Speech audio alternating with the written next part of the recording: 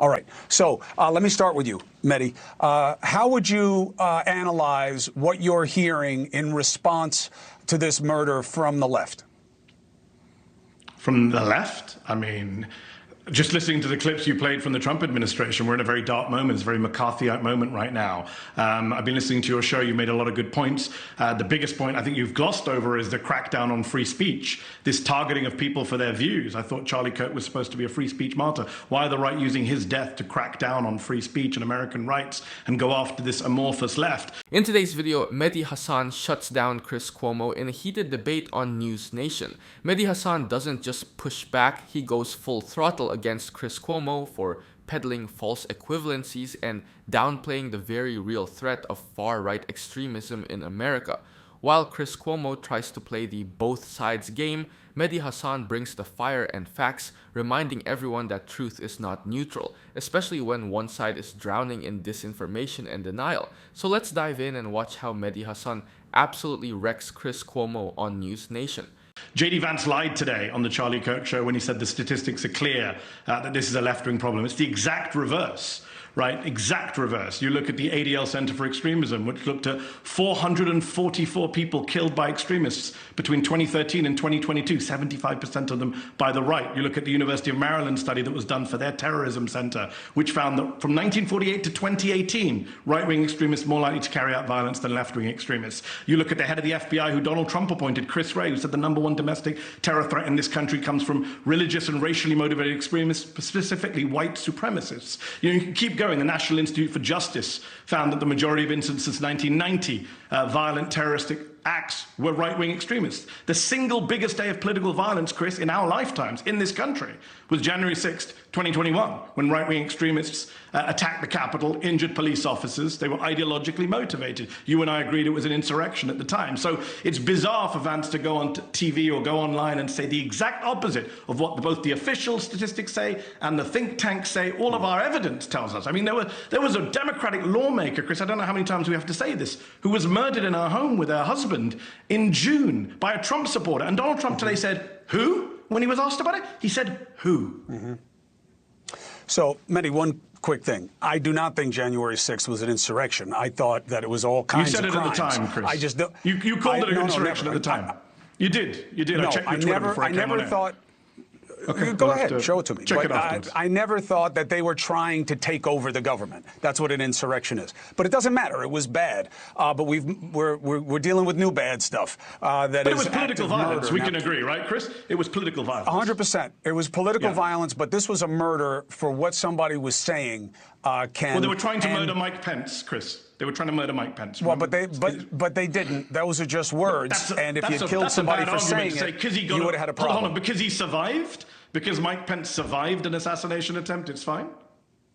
Well, it's no assassination attempt. They never had hands on him. They didn't do anything to him. But my point is speech versus actions, okay? But Ken, speech versus actions. Killing of a Democratic lawmaker this summer. Murder. Yeah, Hortman was killed. Two people were killed. Yes. That was murder. Go ahead, Ken. And Charlie Kirk's killing was murder. Speech is not violence, which is something we hear a lot in the rhetoric about free speech. Violence is violence. And one of the reasons it's important to reject the speech as violence, which is one of the excuses I'm hearing an awful lot about excusing Charlie Kirk's murder, is because then you devalue the significance on a moral basis of actual violence. And it's important, an opportunity for unity that I think still exists is for everyone to reject violence for political ends. Chris, you'll remember I said this over and over and over back in 2020 when I was the deputy secretary and cities across the country were burning.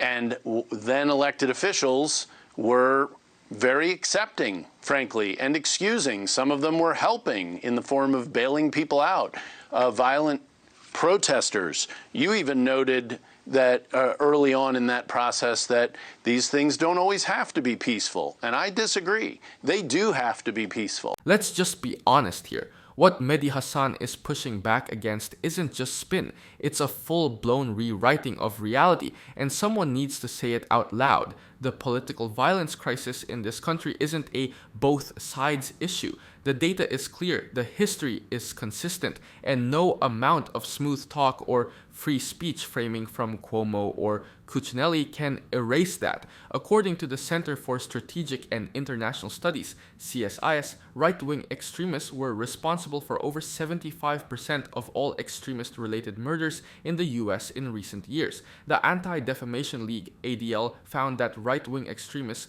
accounted for every single extremist-related murder in the US in 2022. Every single one. So when Ken tries to muddy the waters with vague references to leftist violence during 2020 protests, it's a deflection.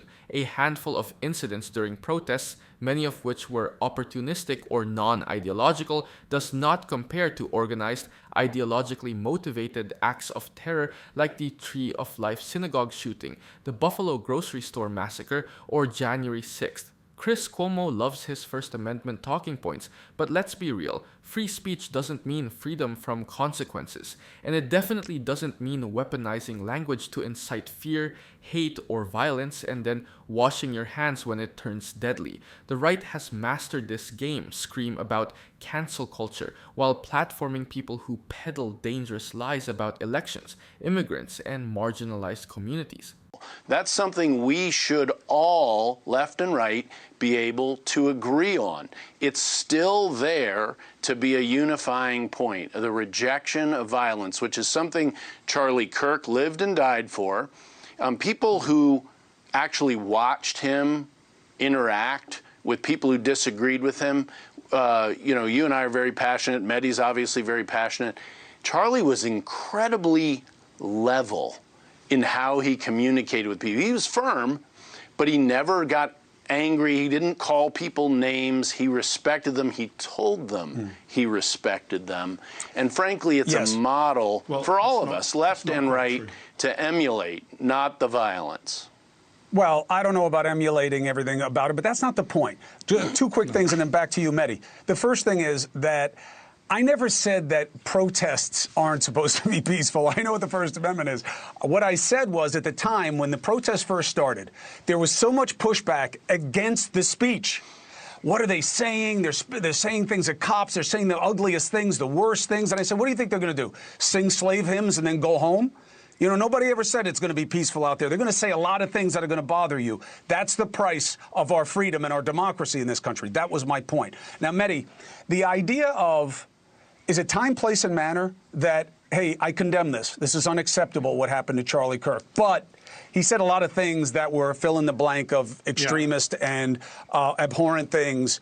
Why put the right now? So, Chris, I'm glad you asked me that question. It's a perfect timing because with respect to Ken made a very good point about rejecting violence. I agree with Ken. The problem, of course, is that Ken's former boss, Donald Trump, pardoned a bunch of politically violent people earlier this year. He's even dangled pardons in front of the kidnappers. So did Joe Biden.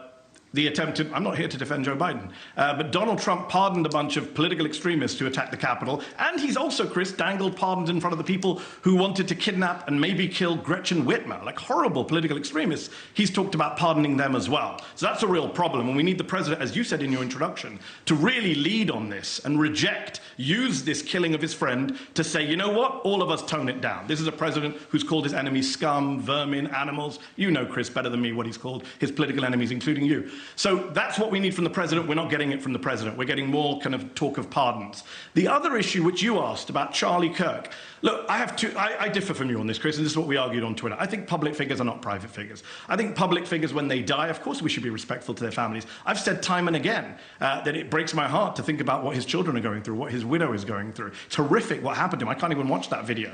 I refuse to watch that video of what happened to him.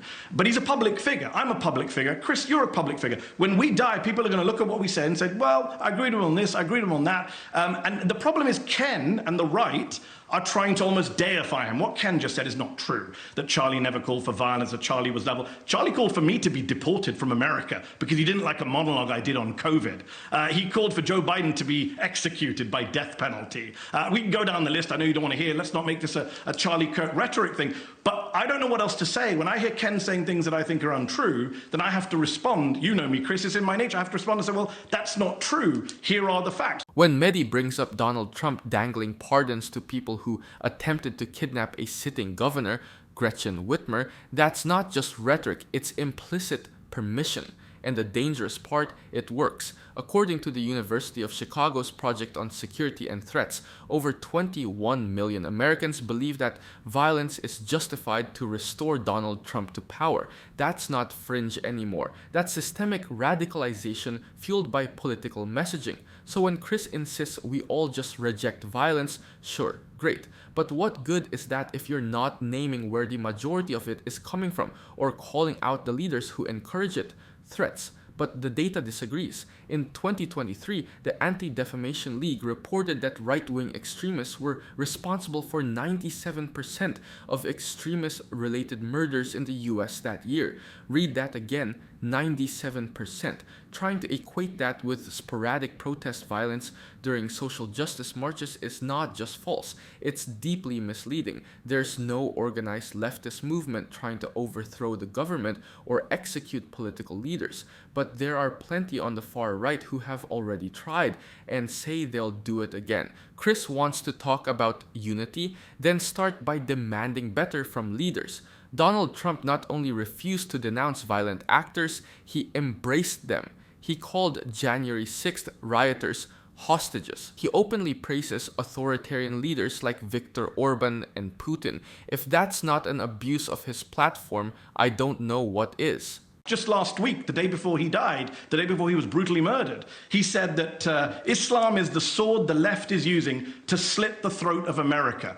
I don't think that's rhetoric that people should be emulating. I find that deeply offensive rhetoric. Obviously, it doesn't justify killing him. Nothing justifies killing him. But please don't tell me that he was a level-headed person who never insulted or abused anyone. That's just not true. He asked for people to post bail on the guy who attacked Paul Pelosi in his home, a violent extremist, Trump supporter, election denier, who attacked Paul Pelosi in his home, is now in prison for attempted murder.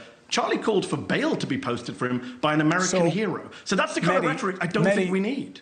Or emulate. Mehdi, what is the difference? What is the difference between telling the truth and rationalizing the murder?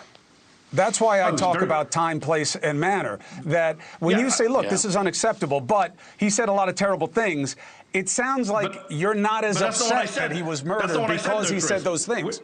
With respect, Chris, that's not what I said. I said his murder is inexcusable. I've said that consistently, as have we all. But I was responding to Ken saying that Charlie was X, Y, Z. If Ken and the right, and Ken, I'm not picking on you, but the right in general, were not treating him like a new MLK. I'm seeing people saying he was a literal saint. He should have a statue put up in Congress. Chris, am I supposed to just let that go and not say, we probably shouldn't have a statue in Congress for a man who says Islam is a religion being used to slit the throat of the West, that Muslims like me are conquerors? This is the kind of stuff he said. Am I supposed to not respond to that political rhetoric?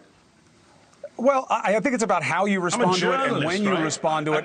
The guy was just murdered. I mean, there's a reason why when people die, if you go to the wake, you don't stare down at the box, and say the guy was kind of a bum too. And that's why your interview with Omar bothered a lot of people. If I may, hold on, just 1 second. Look, 1 second, Ken, because Chris just brought up. Let him get in. I've sat aside for a lot of seconds. My last point on this. Chris, you misrepresented Ilhan Omar. You echoed a tweet from a right-wing person who said that she was celebrating his death, that she said he had it coming. Completely false. And we are journalists, Chris. We're in the truth business, not the non-offensive business. You should delete that tweet because it's not accurate. It's not happening. She never said he had it coming. She condemned it. She said she was upset for his wife. No, I didn't say she said it had.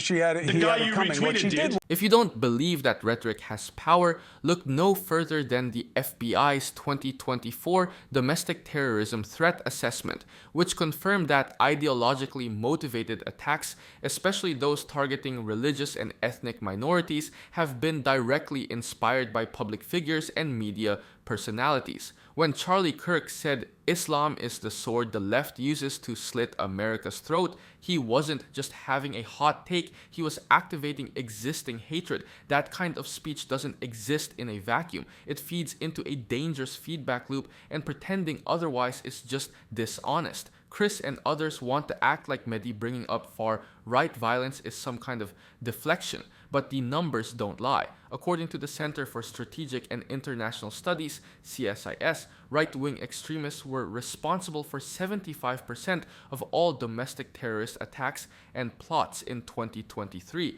These aren't isolated actors. They're being radicalized by echo chambers that glorify violence and demonize immigrants, Muslims, LGBTQ plus communities, and more. And let's not forget the real policy implications. Politicians influenced by this kind of rhetoric are passing bills restricting books, targeting minority voters, and banning DEI initiatives, all based on narratives that originated with commentators like Charlie Kirk. Chris Cuomo argues that bringing up someone's inflammatory legacy is rationalizing violence. That's a false equivalence. Calling out someone's dangerous public statements after their death isn't the same as excusing murder. It's about telling the truth, especially when there's an attempt to canonize them as some national martyr. When someone has spent years platforming the idea that certain groups are threats to America, it's not bad timing to bring that up. It's context. And that context matters if we want to prevent future violence.